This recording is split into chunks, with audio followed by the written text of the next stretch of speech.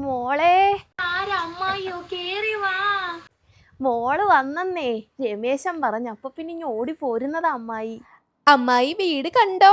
Actually അമ്മായിയോടുള്ള പ്രതികാരം കൊണ്ടൊന്നും അല്ല കേട്ടോ ഞാൻ ഇത്രമുട്ടം വീട് വെച്ചത്. പണ്ട് എന്റെ വീട്ടിൽ കേറാൻ പോലും കൊള്ളത്തില്ലെന്ന് ഓരോരുത്തരൊക്കെ പറഞ്ഞത് എന്റെ ഉള്ളിലുണ്ട്.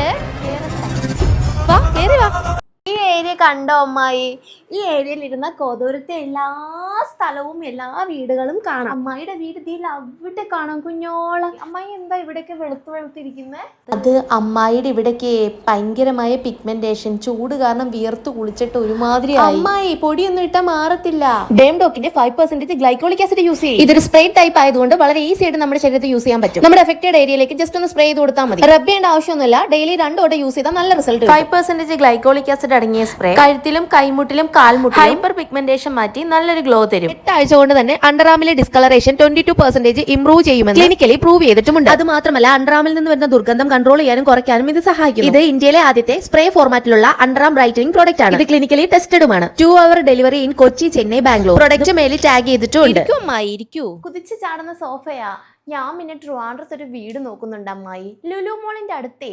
അതാകുമ്പോൾ നമുക്ക് സാധനങ്ങൾ പെട്ടെന്ന് പോയി മേടിക്കാലോ.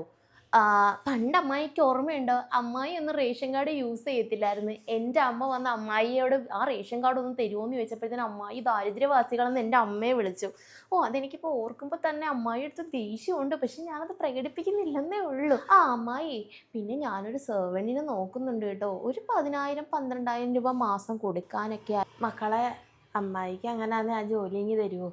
അമ്മായി ഇവിടെ വന്ന് എന്തെങ്കിലുമൊക്കെ ചെയ്തു തരാം. അമ്മായി വരാമെന്നോ? ഓക്കെ. പണ്ട് എൻ്റെ അമ്മ അമ്മായിയുടെ വീട്ടിൽ പണിക്ക് ചെല്ലുമ്പം ആകെ കൊടുക്കുന്നത് ബാക്കി വരുന്ന ചോറും കറിയൊക്കെ അല്ലായിരുന്നോ? പക്ഷെ ഞാൻ അമ്മായിക്ക് 10,000 രൂപ തരാം കേട്ടോ.